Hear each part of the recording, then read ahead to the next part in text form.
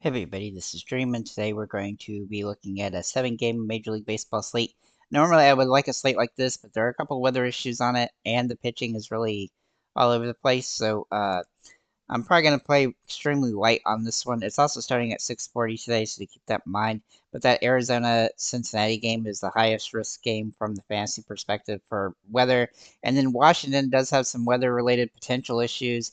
And one thing that's wacky about Washington is that they will sometimes call the game before without even needing to. So I always concerned about them having that.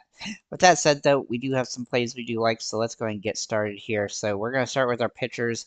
Now, Chris Sale is one of my favorite pitchers on the slate against Boston. Boston's been good, but they have ups and downs, and Sale's been fantastic. He also has the best K rate on the slate, and he's got the best earned run or runs against for the slate, with the exception of one option. So I think he's in a really solid spot here, and with the strikeout potential, he gets a lot of upside. The way we want to attack fantasy is we want strikeouts to help build those fantasy points. So he's definitely one of the best options on the slate.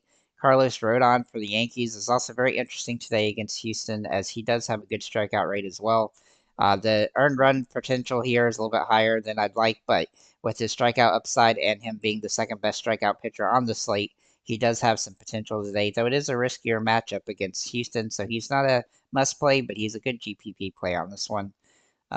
Siva Vale for Tampa Bay is facing Chicago White Sox, who've been absolutely abysmal so far.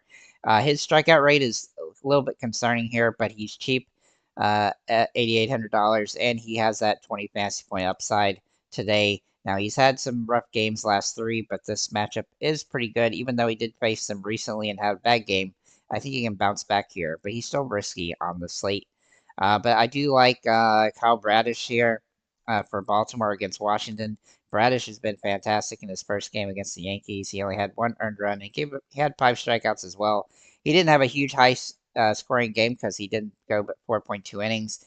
But I do think he should be better today with more innings, as he was restricted the first game back from his injury. So as long as he can get up to a higher pitch count today, because he had 84 in that one, if he can get into the 90s, then I think he'll go 5+ innings and be a really solid option on the slate. I also like George Kirby for Seattle against Minnesota. Now, he's risky today, but he does have some potential as a good play.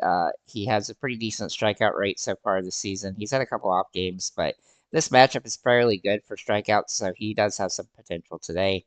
And then for kind of a Hail Mary play, Chris Paddock for the Minnesota Twins. He's kind of high risk, high reward here. Seattle's been extremely up and down, and this has the lowest total on the slate by a lot. And he's been pretty solid in two of the last three games.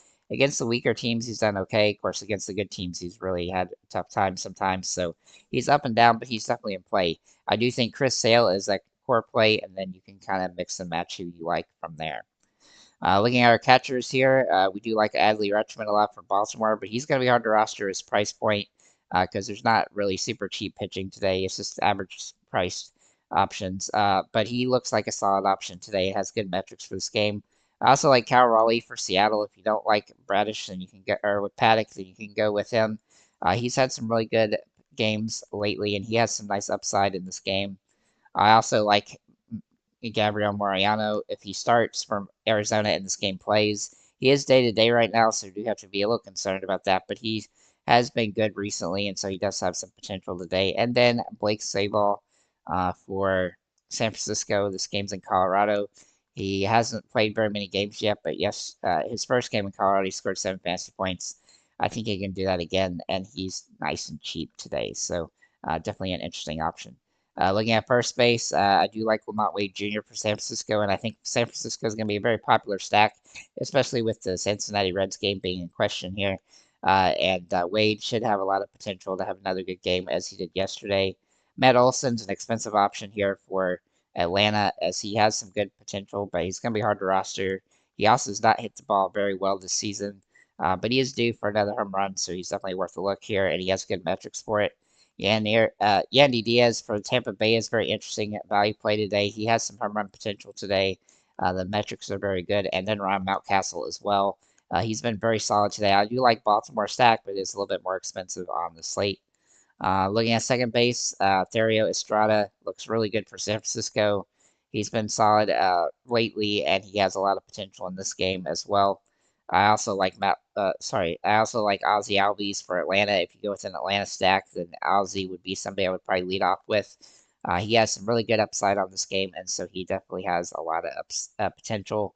Uh, Gleyber Torres is a good value play here at this position. He's been inconsistent this season, but this particular game, his metrics are off the charts. Same with Polanco for Seattle. He draws some really good metrics for this game, despite the fact he's been inconsistent so far this year. Looking at a third baseman, we do like Matt Chapman here for San Francisco. Like I said, San Francisco is going to be a popular stack. However, he's pretty expensive here, and he's not a must play as a result of the price. Isaac Paredes is a better option given his home run potential today, but he does have good metrics for this one. And then at value play, Eugenio Suarez for Arizona. If this game was to play, he'd be somebody I would try to put in the roster there at that position. Even though he's been somewhat inconsistent, the metrics are off the charts today. Looking at the shortstop, C.J. Abrams jumps off the page is a great play for Washington. He's one of the few guys on Washington that has been playing very well, and this matchup does give him some potential. Corey Seager is a good option that's a little bit cheaper. Let's see, where'd he go?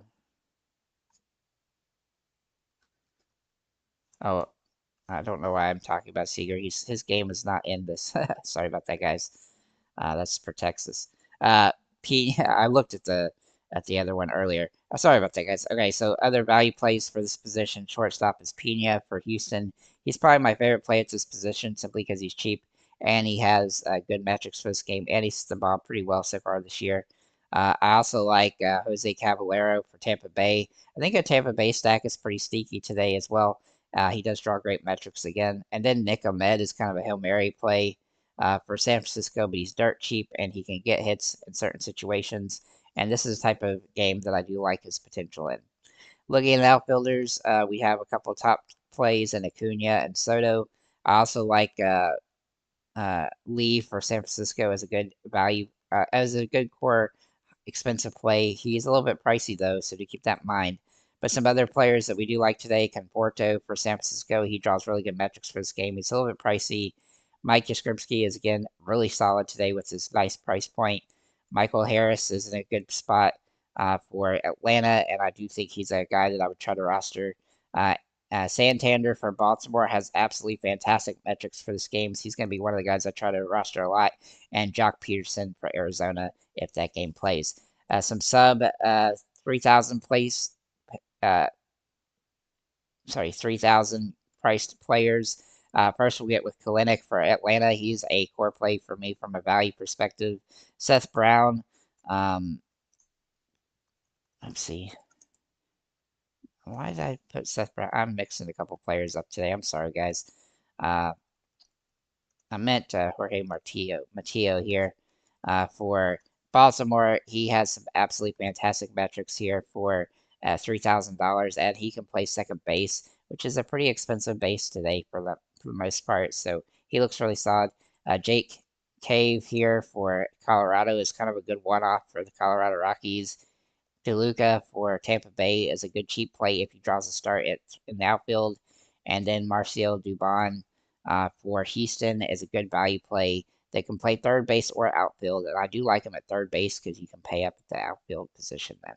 So with that said, guys, thank you for liking, commenting, subscribing. If you have any comments or questions, feel free to leave them below.